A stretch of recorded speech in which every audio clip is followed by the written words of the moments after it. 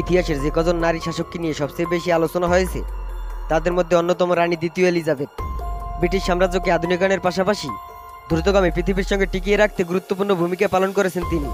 তবে এই রানী দ্বিতীয় এলিজাবেথের কিন্তু রানী হওয়ার কথা ছিল না, তিনি অপ্রত্যাশিতভাবে হয়ে গেছিলেন রানী। তবে চলুন জেনে আসি কিভাবে সে রানী হয়েছিল। তখন সিংহাসনের উত্তরাধিকারী হিসেবে তার অবস্থান ছিল পিতৃব্য অষ্টম এডওয়ার্ড এবং পিতা ষষ্ঠ জর্জের পরে। কিন্তু রাজপরিবারের একটি অপ্রত্যাশিত ঘটনা সকল সমীকরণকে পাল্টে দেয়। বিপত্তিক নারী ওয়েলিস সিম্পসনকে বিয়ে করার কারণে 1936 সালে সিংহাসন ত্যাগ করেন অষ্টম এডওয়ার্ড। ফলে এলিজাবেথের পিতার হাতে আসে সিংহাসনের ক্ষমতা। 1952 সালের 2 ফেব্রুয়ারি মৃত্যুবরণ করেন ষষ্ঠ জর্জ, এলিজাবেথের পিতা। তার মৃত্যুর পর নিয়ম অনুযায়ী ব্রিটিশ সিংহাসনে স্থলাভিষিক্ত হন রানী এলিজাবেথ। অষ্টম এডওয়ার্ড সিংহাসন ত্যাগ না করলে কখনোই রানী এলিজাবেথ সিংহাসনের মালিক হতে পারতেন না হয়তো। তাই বলা যায় রানী এলিজাবেথ II কাকতালীয়ভাবে ব্রিটেনের রানী হয়ে গেছিলেন, যেটা ছিল পুরোপুরি অসম্ভব। তবে এই অসম্ভবটাই ভাগ্যক্রমে সম্ভব হয়ে দেখা দিয়েছিল রানী এলিজাবেথ II এর কাছে।